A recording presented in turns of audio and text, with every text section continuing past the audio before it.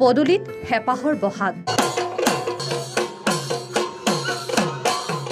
মাছত মাত্ৰ আৰু কেইটামান দিন বাকী ৰাজ্যৰ প্ৰান্তে প্ৰান্তে এতিয়া বিহুৰ কৰ্মশালা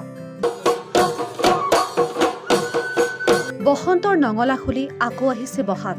পুৰণি সাজ চলাই ন সাজেৰে ৰচকী হৈ উঠিছে প্ৰকৃতি বহাগ মানেই অসমীয়াৰ স্বাভিমান বহাগক বাদ দি অসমীয়া জাতিয়ে ভাবিব নোৱাৰে জীৱনৰ কথা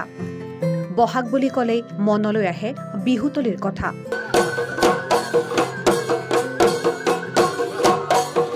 ঢোল পেপা গগনাৰ মাতত আকাশ বতা ৰজনজনাই যোৱাৰ কথা তাৰেই এতিয়া ৰাজ্যজুৰি চলি আছে প্ৰস্তুতি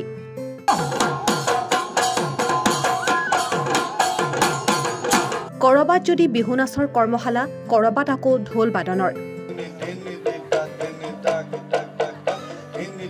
এয়া মৰিগাঁৱৰ ভোৰবন্ধা আঞ্চলিক ৰঙালী বিহু উদযাপন সমিতিয়ে আয়োজন কৰা বিহুৰ কৰ্মশালা কেইবাদিনীয়াকৈ আয়োজন কৰা বিহুৰ কৰ্মশালাখন আনুষ্ঠানিকভাৱে উদ্বোধন কৰে সাংবাদিক মানৱজ্যোতি বৰুৱাই ভূপেন দাই আজিৰ পৰা বহু বছৰৰ আগতে গাই গৈছে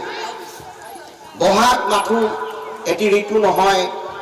বহাগ নহয় এটি মাহ অসমীয়া জাতিৰ আয়ুস ৰেখা গণজীৱনৰ ৰেখা এই বহাগ এটা মাহ নহয় আচলতে ই এটা ঋতু নহয় ভূপেন দাই কৈ গৈছে যে বহাগ অসমীয়া জাতিৰ আয়ুস ৰেখা যেতিয়ালৈকে অসমীয়া জাতি থাকিব তেতিয়ালৈকে বহাগ থাকিব যেতিয়ালৈকে বহাগ থাকিব তেতিয়ালৈকে অসমীয়া জাতি থাকিব একেদৰে এই বহাগ হৈছে গণজীৱনৰ সাহ অসমীয়াৰ স্বাভিমান অসমীয়াৰ ই সাহস গতিকে অসমীয়াৰ সৈতে যি সম্পৰ্ক যি শিপাডাল আচলতে আমি কেতিয়াও পাহৰিব নালাগে ফুটা নুফুটাকৈ মুখেৰে বিহু বুলি ক'ব পৰা কণমানি কেইজনীৰ পৰা বিহু বলীয়া গাভৰুজনীলৈ কিমান যে হেঁপাহ কেনেকৈ হবা নাচনী কেনেকৈ হবা বিহুৱতী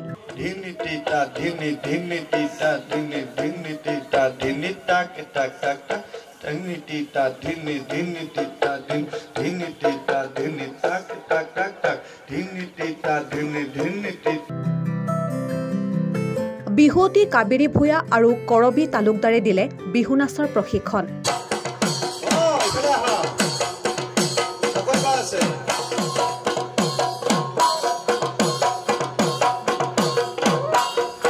ইফালে এয়া নলবাৰী জিলাৰ জাগাৰা গোৱালপাৰা দক্ষিণ পকুৱা আঞ্চলিক ছাত্ৰ সন্থাৰ উদ্যোগত 11 দিনীয়া বিহুৰ কৰ্মশালা এনেকৈ এতিয়া ৰাজ্যৰ প্ৰান্তে প্ৰান্তে বিহুৰ কৰ্মশালা কাৰণ এয়াই যে বহাগ হেঁপাহৰ বহাগ আমি দক্ষিণ পকা আঞ্চলিক ছাত্ৰ সন্থাই বিগত বৰ্ষৰ দৰে এইবেলিও 11 দিনীয়াকৈ আমি গোৱালপাৰা হাইস্কুল প্ৰাংগণত কৰ্মশালা আয়োজন কৰিছিলোঁ আৰু নতুন প্ৰজন্মক বা নতুন শিক্ষাৰ্থীসকলক এখন মঞ্চ দিয়াৰ উদ্দেশ্যে বা বিহুটোক ব্যাকৰণিক দিশত শুদ্ধ ৰূপত শিকাৰ উদ্দেশ্যে আমি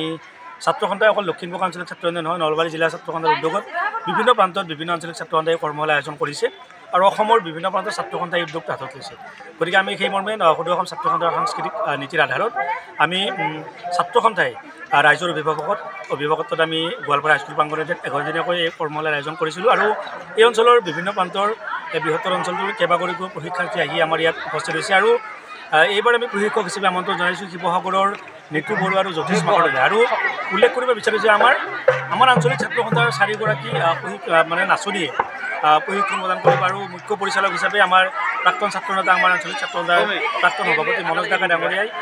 এই উদ্যোগটো গ্ৰহণ কৰিছে মুখ্য পৰিচালকৰ ভূমিকা গ্ৰহণ কৰিছে গতিকে এই হিচাপতে আমি আমাৰ এই প্ৰশিক্ষণস্থলীত উপস্থিত থকা অভিভাৱক শিক্ষাৰ্থীসকল আটাইকে মই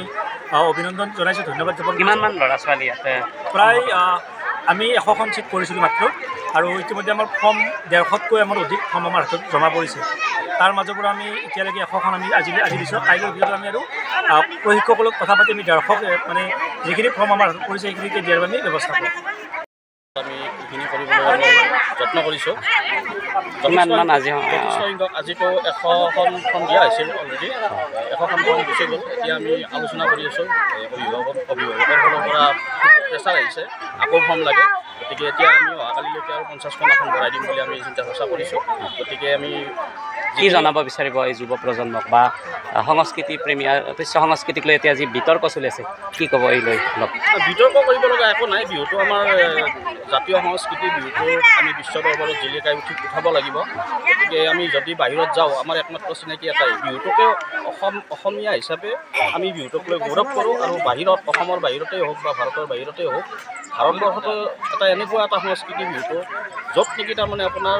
এইটো কি কয় ইলেক্ট্ৰিকেল ইনষ্ট্ৰুমেণ্ট একো নাই, গোটেইখিনি আপোনাৰ লেডাৰ ইনষ্ট্ৰুমেণ্টছ, গোটেইখিনি আমাৰ নাচনীয়েই হওক, থলুৱা বাদ্য, সাজপাৰ, থলুৱা বাদ্যৰে গোটেইখিনি পৰিৱেশন কৰা হয়। আৰু এইটোত আপোনাৰ চাইণ্টিফিক কাৰণো আছে। চাইণ্টিফিক কাৰণটো আমি এনেকুৱাকৈ আমি বিশ্বাস কৰোঁ,